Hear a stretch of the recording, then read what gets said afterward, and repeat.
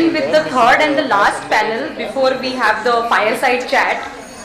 So the topic is balancing expectations, a guide for employers and employees. This is moderated by Anna Aggarwal, Business Head, Strategic Operations, 1to1help. Panelists Rajesh, Derhgawen, Mr. Nilesh, Dange, Mr. Sumit, Mukherjee. I request everyone to kindly take your seats on the dais. Hello. Hello. Hello. बोला अहो ट्रॅव्हलिंगला 50 रुपये लागतात. मी दीपकला सांगतो तुम्हाला 100 रुपये द्यायला. दीपकला सांगतो तुम्हाला 100. अहो सेम डे फोनच नाही देत पैसे. कोण देतो सेम डेला? मग ठीक आहे, तुम्हाला मी ह्या टायमाला पैसे देतो. नेक्स्ट टायमाला मी तुम्हाला विचार करून काम देणार. ठीक आहे? हां, मी तुम्हाला आज संध्याकाळी मी तुम्हाला हे करतो. Well, thank you all of you. So kind to be right on time. You know, there is always a challenge post-lunch. Post-lunch is a positive also. Pre-lunch, people are looking for the lunch. And post-lunch, after the side effect of lunch. So that's called work-life balance. Lunch, not lunch balance. Well, thank you so much. Ladies and gentlemen, we have been blessed with a first half wonderful session. I was thinking about this work-life balance. I know you people are all chit-chatting with each other. The previous session, as you know, was work-life balance.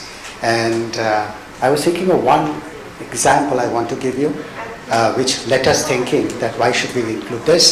Narayan Murthy, Mr. Narayan Murthy is the carrier of work-life balance concept. He, as you know, a year back said, people have to work 70 hours a week.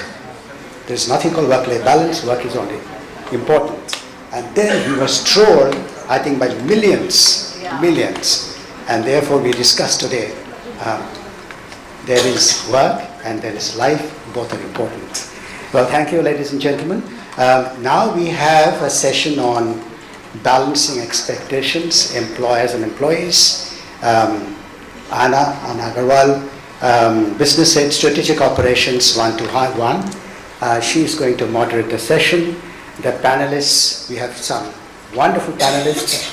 Rajesh, Derhgawen, CHRO, Nippon Life in the Asset Management Limited. By the way, I have assets with you, sir. So I'm thankful that you are looking after my assets. Nilesh, Dange,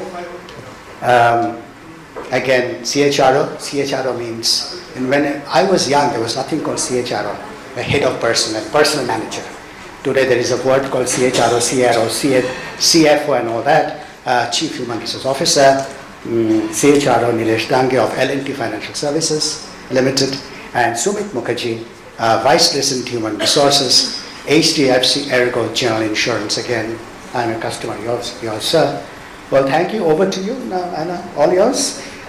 We have time, now that's a good one, time up to what time? We are starting late, it is 12:25. I can't totally tell you 2:45, of course. If you can complete by 3 p.m., that would be nice.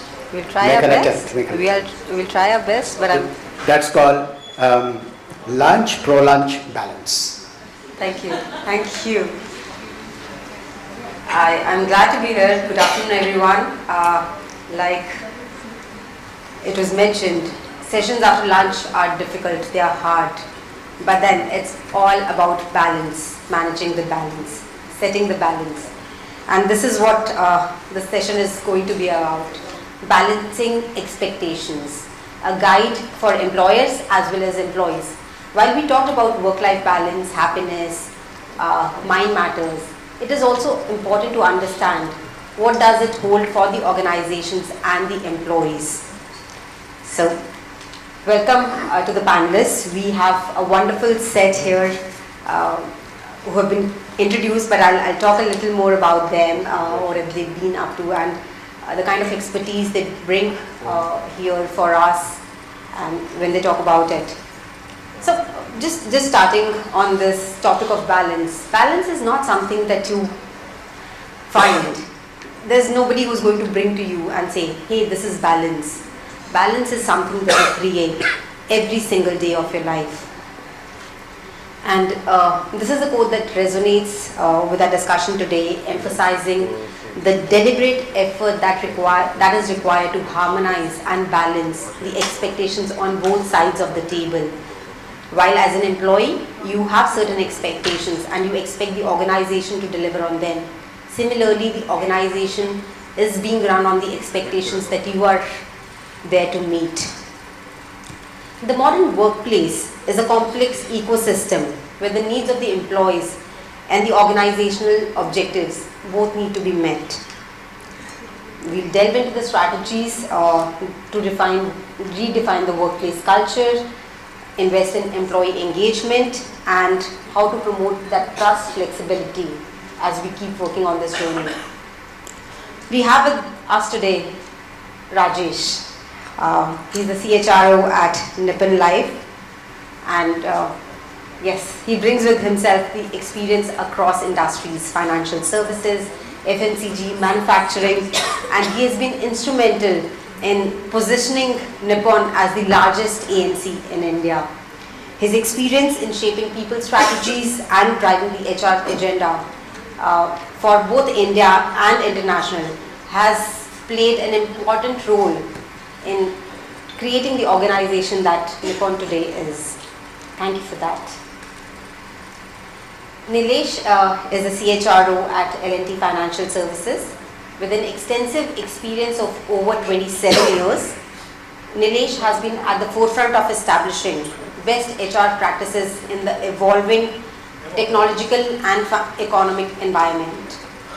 His ability to align organizational objectives with employee well-being have been phenomenal at L&T. Thank you so much. Sumit is here with us, and he is the Vice President, Human Resources at HDFC ERGO General Insurance. His leadership in HR has been characterized by his focus on strategizing and execution of employee experience, and that has built the organizational resilience that it is at HDFC. Thank you so much. Welcome once again, and we look forward to having your inputs on this expectation management. Recent data from our organization has revealed that 38% of all the counseling sessions that we do have been focused on career concerns. That reflects that there has been friction between the employees and employers with regards to dissatisfaction, attrition, or less than ideal perception of when they enter the organization. They come with a certain expectation, and similarly the employer also expects them to deliver something. So there has been some mismatch. This is a question for all of you. What do you think is the significant most reason for this friction, for this mismatch? Over to you, Rajesh. Hello. Yeah, thanks, Anna. Very critical question and difficult question as well, because when it comes to employee expectations and not being able to fulfill that, it can have very far-reaching consequences for the organization, as people can take a decision of moving out, or their productivity may go down and things like that. So I think the single most, since you're asking what are the most important reasons for this, that the career aspirations are not met, is, I would say, the most important one is that organizations do not have platforms for talking to people, listening to their aspirations and then addressing it at times. What I mean to say is, people can have aspirations which can actually go anywhere, and at times you will find a lot of, and in particular youngsters, they are not very clear where they want to go. So the expectations may be reasonable, at times it may be unreasonable also, or unrealistic. Why I am saying this unrealistic is because the person is not fully aware of what it takes to reach there. What are those competencies needed to reach there and be successful in those roles? And B, may not be fully aware of one's own strengths as well as limitations. And that is where the gap arises. I think I can be the CEO of the company, but actually I have so many areas to improve, and actually it's just in my mind, it can never happen. probably, next 10 years it may not happen. So that is the gap that people may have. It can happen at any level. It can happen at managerial level, it can happen at functional level, etc. So this is where we need to have a very strong conversation mechanism, and that happens at manager and subordinate level, skip level manager, and the team level, and HR and team level as well. So I'll just take a pause here. Thanks. Thank you so much, Rajesh, for setting the context on conversation mechanisms that we need. Over to you, Nilesh. What do you think about the most significant reason for this friction? Yeah, thanks, Anna, and thanks for this opportunity. And actually, it's always a privilege to talk to co-professionals and share ideas. So when you talk about this, I principally think in two ways. Two things which very specifically come to my mind. One is employers or the management is not able to effectively communicate is one part. And second is alignment of priorities. These two aspects, if not done well, you will definitely see misalignment, definitely see dissatisfaction, and that is what happens. And if you look at employees come with a certain expectations. They come with certain expectations which they assume. There are certain assumptions which employees come with, right? And there are different types of assumptions which people have. An entry-level person will have assumption looking at the brand, going to the website, looking at various things. If you are a B2C company, looking at your ads and they are all glamorous, so they have certain assumptions. If a mid-level, mid-career person will have certain assumptions, taking into consideration the feedback that he or she has gathered over in the job market, that the organization is like this and that, about various things. Senior level, it's a very different thing altogether. So it's all about assumptions. Now if the organization is not making an effort to communicate and very clearly define what is the growth path and what the organization exists for and what's in it for you, if that question is not answered as early as possible, maybe during the interview process itself or during the induction, that becomes the bedrock of managing expectations. And secondly, as I said, alignment of goals. And here I would like to differentiate alignment and confirmation. You have to look for alignment, not confirm. I don't want a confirmation that everyone is exactly doing what I want. No. As an organization, we would want everyone to be aligned to the North Star which the organization is wanting to achieve.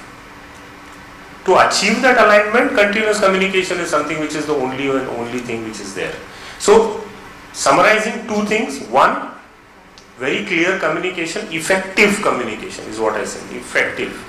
And second is effort taken to align the priorities, align the goals, align the objectives, aligning the aspirations is something which is the two things. If not done well, you see a lot of mismatches happening.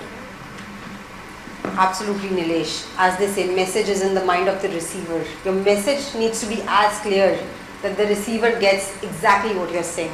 Thank you so much for that. What is your opinion on this, Sumit? I think I'll take a leaf out of what Nilesh said just now. You're right. Statistically, when you say that career counseling is one of the major things which do come out in any counseling sessions, and this has noticed in organizations across. What Nilesh said is very important to note that right at the early stages, whenever a person is coming on board, even pre-boarding, during the entire onboarding process, or the pre-onboarding process, the alignment needs to start there. The expectations need to be set there so that we are able to ensure that the person has a very good clarity of thought on what is expected of him or her at the time of joining. And once the person is joined, what is the expectation and what is the kind of career growth that one can expect.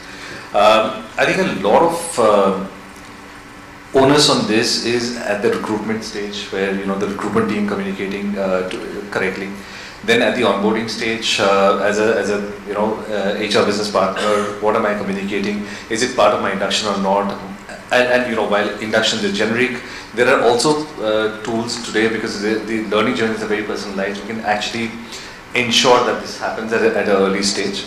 Are organizations really, kind of able to understand this today? The answer is yes. Organizations have taken that into account, and these kind of personalized journeys are being created. Are we at a level where we can address all the requirements? I think I'll agree with Rajesh on that one. Sometimes the requirements or the needs of that individual may not be in sync with what we have as an organization. Just a case in point, I was recently looking at some data points, and one of the key elements which came about was in Gen X and Gen Z. Work-life balance was one of the most important priorities which came about. However, at the same time, the Gen Z prioritization of work-life was right at the top, whereas the Gen X was, the third, second or third kind of priority. So, which means that there is a mismatch over there also. Our workforce today is primarily in the Gen X. Gen Z is joining in.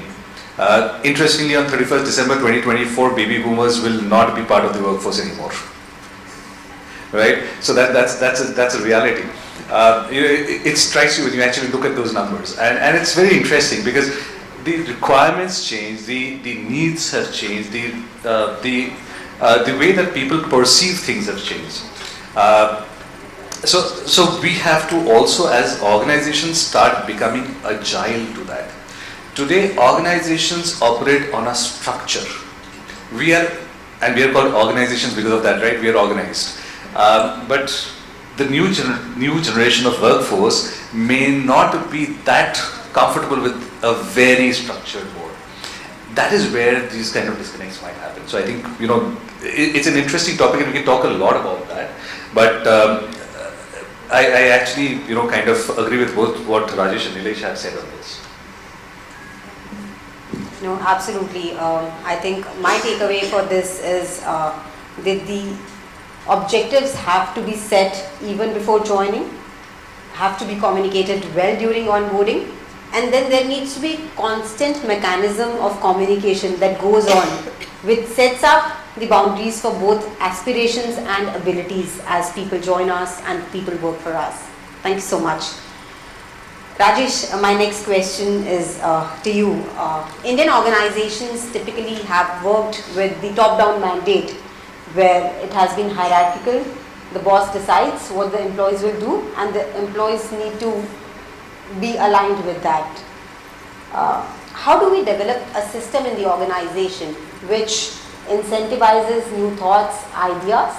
Because at the end, we need to understand the employee is an equal stakeholder and needs to buy in on what the objectives are. Okay. First of all, I think such things need to start at a culture level. You spoke about organizations working in a way where the boss decides and everybody does it. I think no more this strategy or this approach is going to work. It's already not started working for a long time, I would say. But more so, as you get more and more younger people coming into which Gen Z, you're talking about coming into the workforce, because they really want a lot of empowerment. They want a lot of freedom. They want a system where failure is not seen as something wrong. And I'm sure all of us have interviewed people who have gone to left their jobs, done something, did not succeed or could not succeed, but they've come back. But when they come back, they're not on a back foot. I've seen people coming and talking about, I've learned so much. And actually they're right, they're not wrong. I must say that. Most of them. I think very few times you'll say, oh, the decision was totally wrong. But even if it was wrong, they've learned a lot, they've gained a lot, and they want to come back again, they should be welcome. So, the point I'm trying to drive is the culture of empowerment, freedom, flexibility is something which has to be built at the core level. And that's what is going to drive more and more people towards joining a particular organization. Secondly, I think how do you incentivize? So I think innovation, talking about innovation sounds very good, but if you don't have a culture where people accept failure, well, I think then nobody would be innovative. They will all be, afraid of taking up any new assignment, new project. If I fail, then what? Not just my bonus goes away or becomes half, I may have a sword dangling on my job, on my head. So that is where it's important that we have a more democratic way of looking at this entire thing. So, for example, one of the ways is that you create, create the right culture, and B, create platforms where you are getting people from cross-functional areas, cross-level. It's not just the juniors or the seniors, but a complete mix, and get them to sit together, innovate, and as an organization, can you incentivize that? So I just talk about something that we had tried. Is creating a pool of say 5-6 people selected very rigorously across the organization, across levels, and then finally company said, okay, you want to work on some innovation, some innovative projects. Here is the company putting up money, and that a significant money on the table, and said, okay, you go out, find out which are the organizations who can possibly come in and work along with us, either as a backward integration or as a forward integration. So look for the opportunity, and that really worked very well. Yeah, thanks. Thank you so much for this. I think this gives people the wings they need at times. Yes. Nilesh, this is a question for you. There were discussions about diversity in the morning sessions as well, and with a lot of impetus on diversity, hiring, and when I say diversity, across the board, and going for inclusion as a mandate, the dynamics seem to have changed. What strategies do you feel have been effective in fostering that inclusivity across the organization? And since there is a lot of ground force that you have, how does it work? How does the workplace go ahead and embrace and celebrate the diversity? Actually, DEI, as they say, diversity, equity and inclusion, which is a part of the ESG framework, which is there. This is one of the few topics which is the most misunderstood topic. Most misunderstood. When you talk about diversity, we only think about gender diversity. We talk about equity. Is it only equity between men and women? Inclusion? What does inclusion mean? So DEI per se in the industry is one of the most misunderstood things when you talk about each of those. What Anna talks about, she asked me about inclusion, right? So I would like to take the thread from diversity to inclusion. So diversity for us actually should mean diversity of thought as well. Ethnic diversity, not only gender diversity, ethnic diversity, diversity with respect to various streams of education, diversity with respect to the various strata of society. That is what diversity actually means. And in the same way, if you link it to inclusion, when I look about inclusivity, the organization has to think about how do I design interventions which would enable and give platforms to all these sets of diverse individuals in the organization. Which would mean having platforms, having feedback mechanisms which are not only top down but bottom up, wherein people can express themselves, can actually table their views, so having feedback mechanisms in that way, having your recruitment processes built, designed in such a way that inclusivity becomes a norm there. So you don't go and for hiring so many number of women employees because I want to drive gender diversity. That is a wrong way of interpreting it. But if you build systems, if you build your recruitment process to by itself drive inclusion, then that approach becomes ingrained in the organization. So because one of the things which we always quote in our organization, or one of my boss who's managing director, he always says that we have to not build organizations. You have to not build organizations. You have to build an institution. So when you want to build an institution, you have to see that you do 4 or 5 very, very basic things, but you see that you institutionalize it. Same goes with respect to this aspect of inclusivity. Feedback mechanisms, platforms, forums where you can have that, you do both top up, top down everyone does. But what really requires an effort is a bottom up communication, and that is where inclusivity comes in. Recruitment, even in training, right? So how do you train people to build in sensitivity? So sensitivity training also becomes extremely important with respect to how do you bring inclusivity. Because if my manager, who's the first line manager, is not been trained on sensitivity, being sensitive to the aspect of needs, aspirations and expectations of all the people he or she is managing, that sensitivity towards it is something which makes all the difference. You need not be one of the best paymasters in the market. But if you have these ingrained qualities and those qualities are observed and demonstrated by your first line managers, I think you earn your bed. That is what management should try. So these are the few things which I would like to very clearly, and there are many other things. I am going to say in everything and anything, if you institutionalize very basic things rather than talking big things, if you come to the basics and make it institutionalized, that is what it matters. And that is what people see in action. If my frontline officer who is toiling there for 12 hours in a day, or the worker in a manufacturing industry, if he or she is able to recognize and observe these small actions of inclusion, diversity, so on and so forth, then only you can truly say that whatever you have really intended, you have been able to do.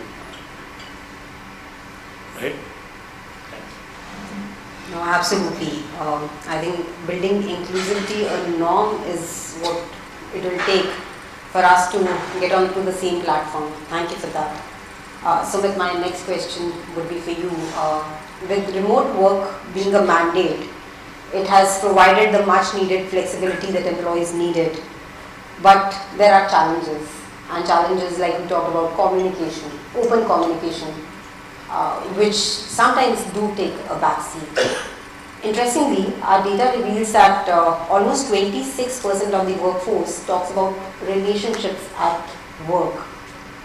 Their challenges, the relationship with the manager, how is there a disconnect? What do you think would the organizations need to do to institutionalize a culture of open communication, and they can set realistic, mutually agreed goals, in fact, especially in the remote or hybrid setups? That's a tough one. Okay. Honestly, in large organizations like ours, what happens is that people in one is the category of people who are working from home, working remotely. The other is the fact that the people, even the field force, are actually remote. They're not there with you. They're not in office setups. In certain cases, we have people with no offices, but they're in certain locations where there are no offices present at all. Their nearest connect is maybe 200 kilometers away. That's a reality. Then they work in that environment day in, day out. It becomes very critical to be able to communicate with them very effectively. Now, in order to do that, while we can talk about a lot of strategies that we can employ about this, we can talk about a lot of tools that we can deploy in order to ensure that this communication happens. The reality of it is the only way to communicate is to communicate. That's it. I mean, just keep talking to people, and by talking to people, one of the key elements is how does the leadership do it?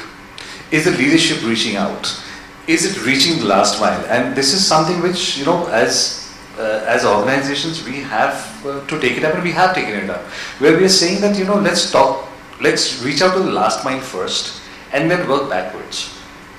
So the leadership communicating to the last mile is the first step. And how open is that communication? Is it just limited to, how is business going, or is it much more than that? Is he talking about how are you feeling?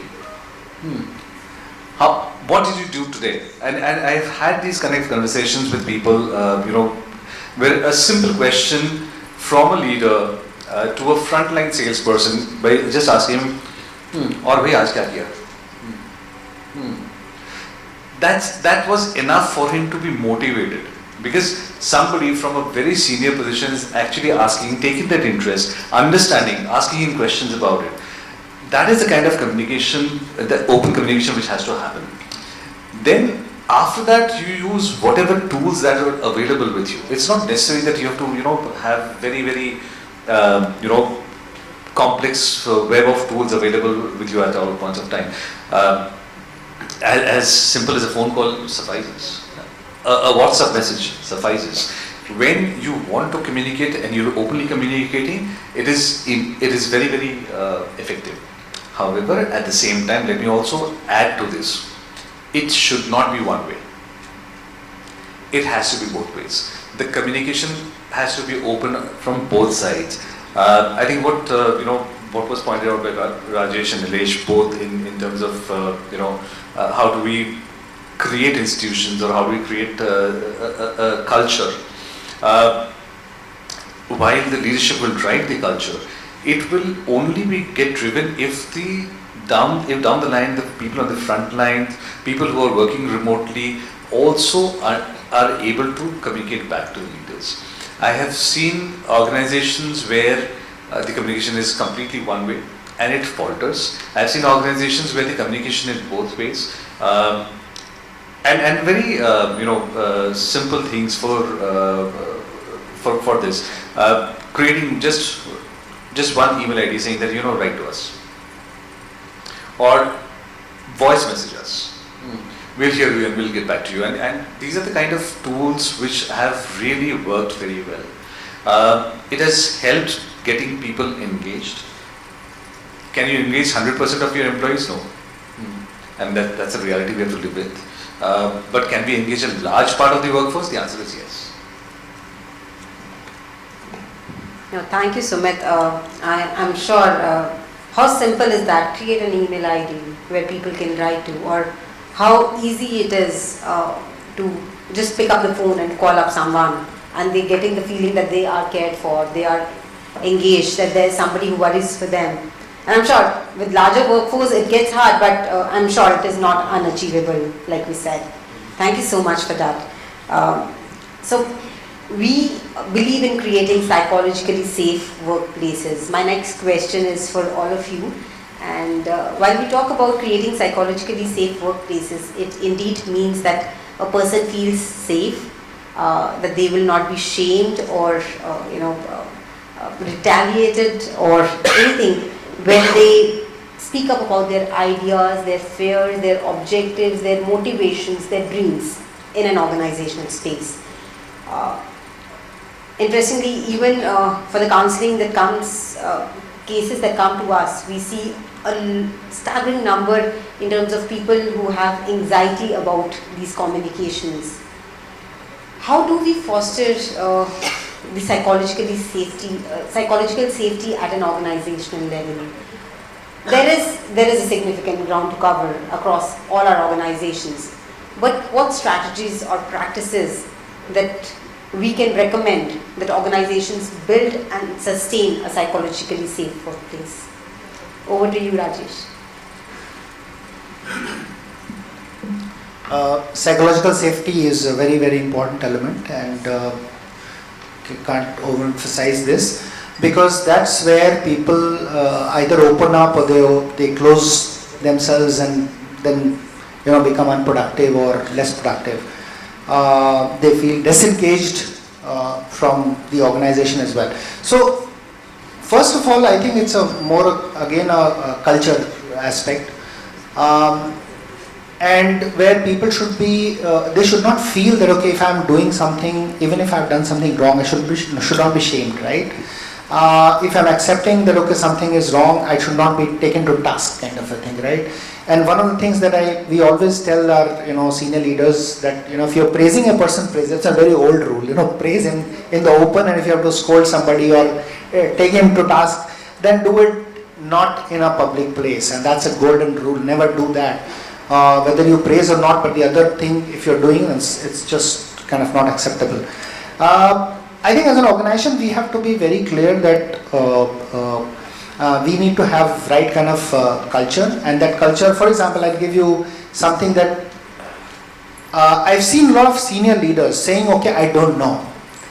In my organization also, my CEO, when he's sitting in meeting, he said, sorry, I don't know this. Can you tell me this? In open meetings, larger meetings, I don't know. So that's again sending a subtle message to people. As a CEO, I don't know about it. I don't need to know every single thing. If you're expecting that I would know everything, it's wrong. And by this messaging, the junior people understand, okay, if he is comfortable saying, I don't know, I'm okay. So there's no silly question as such. I can still ask any question. So that's one side. Second is having all the platforms which are very important, formal ones I'm talking about, whether you have grievance handling mechanisms, where very senior people are there, HR is there, you have ombudsperson, process, you have anonymous, calling facilities, etc., which today is becoming a norm. If somebody wants to come in the open, it's fine. If somebody wants to remain anonymous, it's a choice, right? You need to give that choice.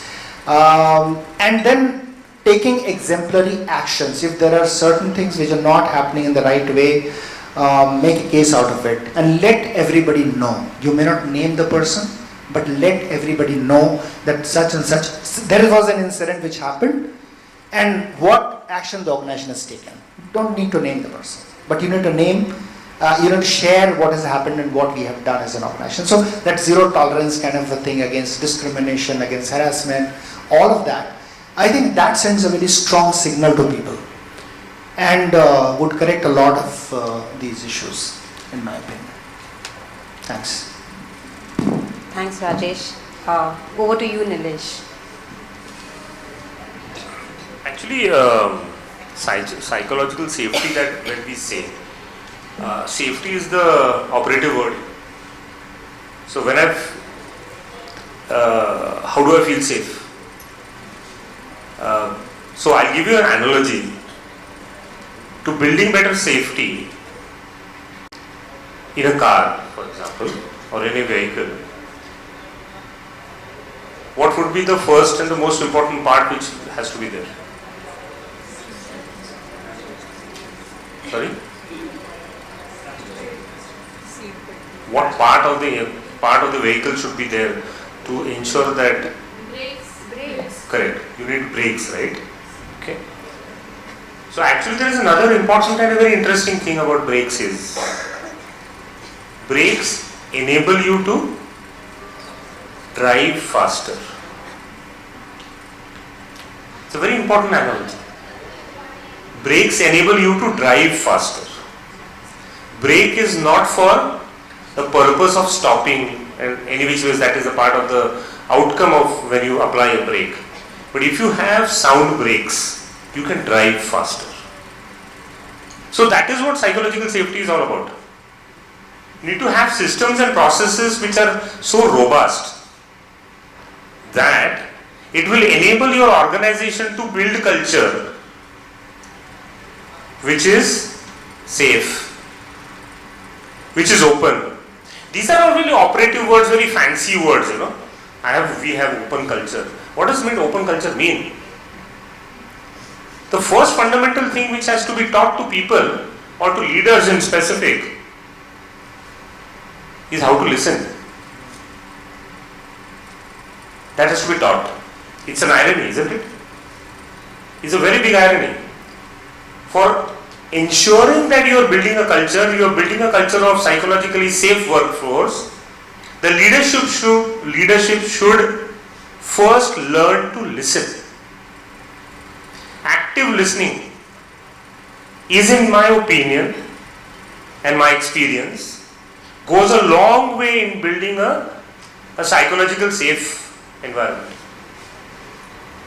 If you have managers and senior managers and the entire leadership being actively demonstrating that they are actively listening, I just picked up one thing from what Sumit said, that his top boss goes to the field and actually asks these very nonchalant questions, how are you today? And then intently listens to those people. That simple gesture, coupled with an ability to listen, is the first and foremost things. I will talk basics, no jargons here. We need to stick to basics. People philosophy, people strategy is nothing but basics, core basics. If you're able to do those core basics, like active listening, if my managers, my leaders listen in every forum, the half of your problem is solved. And second, I'll just develop what Rajesh said. Have a mechanism wherein you have a no tolerance policy. A well-defined, well-declared, exhibited no tolerance policy. What does no tolerance policy mean? Is that if, for building trust, if any one of them do these 5 things and anyone is found to be doing or contravening these 5 things, there will be no tolerance. And then follow it in letter and spirit. Simple as that. Right now I'll go give only these 2 top things in my mind to make the workplace a psychological safe workplace. Yeah? No, absolutely, Nilesh. Thank you so much. I think I'm going to carry back such nuggets of wisdom today, and very basic things, nothing jargons, nothing in terms of very complicated stuff, but very simple things. Over to you, Sumit.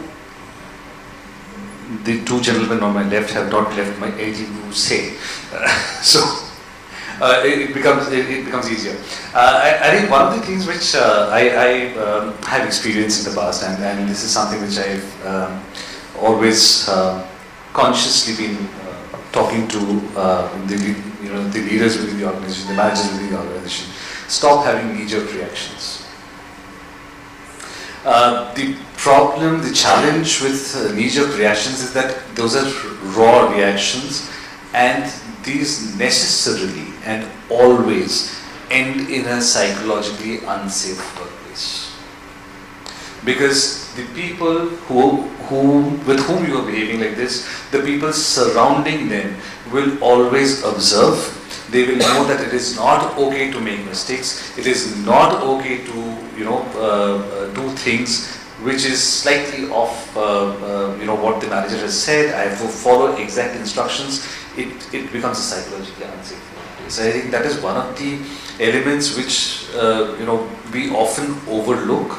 What Rajesh spoke about, what Nilesh spoke about are very, very critical things. I'm just kind of trying to add to that. That's it. No, absolutely, Sumit. I think this helps in building safe places where people are not afraid. So thank you so much for this. This is going to be the last question for this session, but while in an attempt to build these psychologically safe workplaces and flexible environments, there is still emotional distress which comes from the conflict, and we are going to talk about conflict management at workplaces, because there are some misaligned goals. In your experience, what have been the most successful strategies for resolving such conflicts and managing the expectations, creating those balances? How do you feel, how do you manage these situations where employee goals and organizational objectives get into conflict, are misaligned, and then create an utter chaos in the system? So over to you, Rajesh. Sure. as you would say, maybe we go with Sumit first in that case. Absolutely. Yes. The gentlemen have put Sumit on the spot, but over to you, Sumit.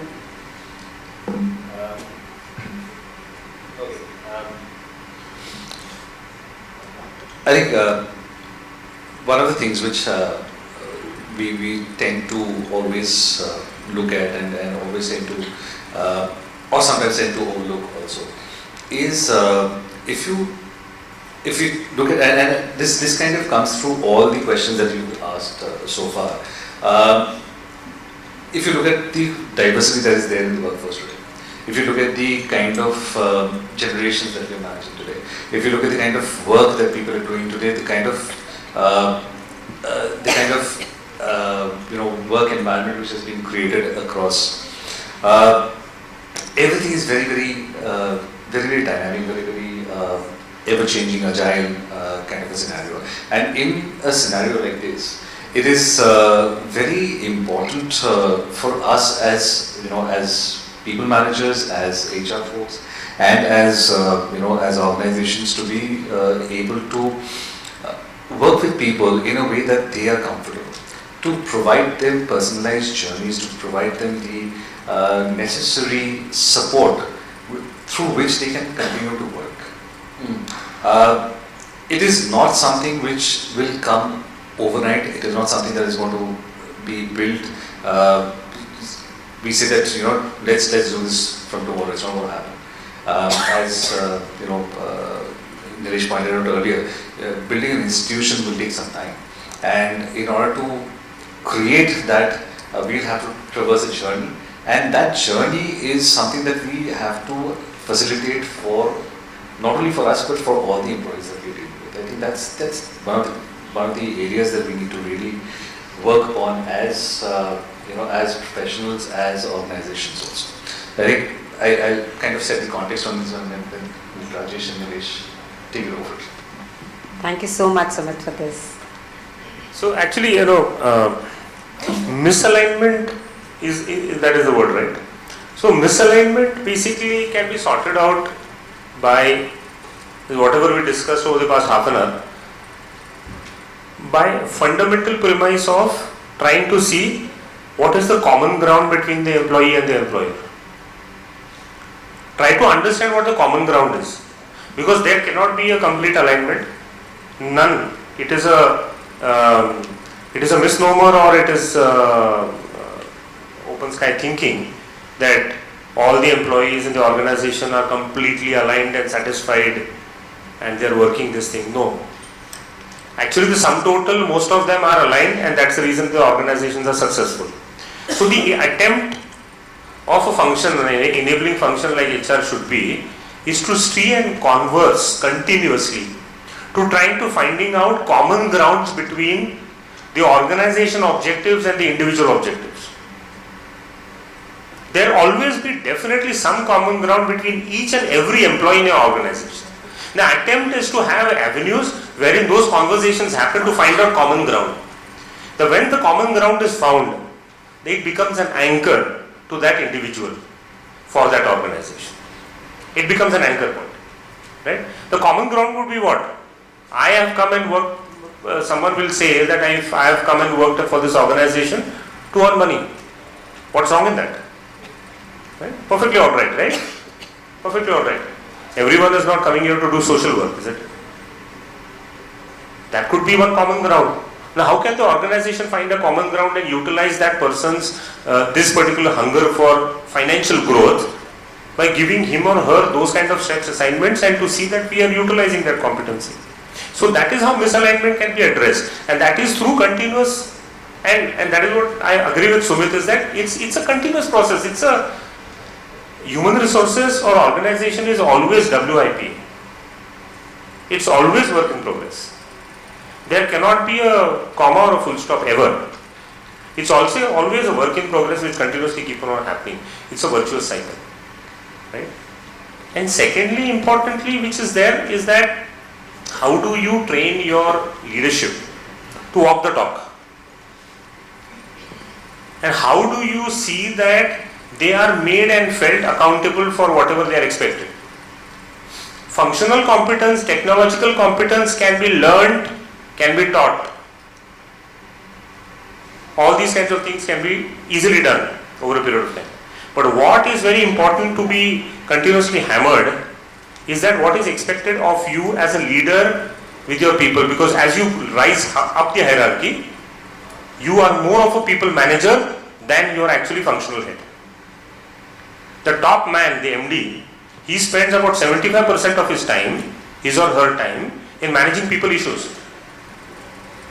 So that is how it is. That is fundamentally, if people just understand that the leadership needs to know that one of their prime responsibilities is to manage people, that's half the thing done, and that misalignment can be easily sorted out. So there is no, I would say, magic potion or a magic formula.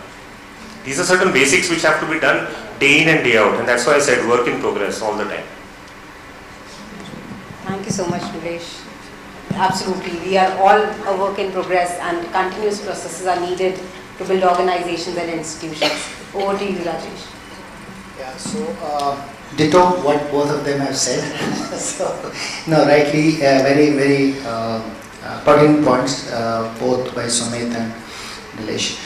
I can only add my two bit by saying that boss-subordinate conflicts, if we are talking about that part, is always there, is going to be there.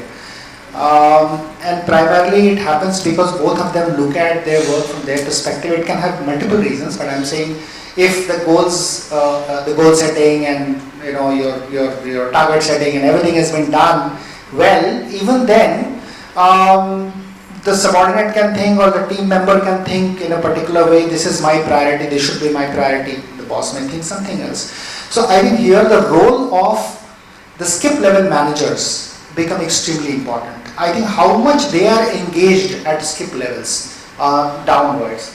So I think if they are completely into say all the formal reviews which are there, I'm talking about a systemic solution to this part, is in all the key reviews, whether the skip level managers, maybe the function heads or the senior leaders, are they there or not, and whether there is a proper feedback, unbiased feedback which is given in the presence of multiple stakeholders, not just the immediate boss, because there may be a tendency in certain manager to give a very different kind of feedback. So that can handle it. The other and more pronounced I would say conflict which is often seen in the organization is interdepartmental conflicts, and that is one thing which happens a lot, where every department thinks this is my area, why are you stepping into this area? That could be one, this is my land, don't grab it. B could be from my growth, my functions perspective, this is most important, why do I care for your area? So I think that this arises because collectively as a team they don't have a clear clarity that whatever they are doing is ultimately for the organizational goals. So if I'm working for my functional goals alone, then the conflict is going to be there always. But if I'm working for organizational goals as the prime and the most important thing for my existence, for every role that is there in the organization, if organizational goal is most important, then I think this conflict will automatically come down. And that's what we try and do that, and we should, in the organization, we should have ways and means and platforms, formal, informal, to get people to come together, to communicate, not just about work, but beyond work. And in our limited experience as HR people, we all would have seen that the more you interact with people informally, outside the work environment, outside the meeting rooms, and exchange things outside work, the more collaborative you become at work, and hence lesser conflict. But yeah, can we do away with this completely? Answer is no. We can only keep on striving towards that. So asymptotic curve, right, as you call it in mathematics. You're trying to reach the x-axis. Thank you very much. Thank you. Yeah, absolutely. Thank you so much for this. And I'm just going to leave you with the summary of the discussion that I have taken as notes from this. It is a very simple process to balance the expectations. There needs to be clarity of thought and priorities. And I'm picking all of these points from the three gentlemen here, and my work is absolutely easy that I have just picked from them. So there needs to be clarity of priorities and thoughts. There needs to be alignment of those between the organization and employees.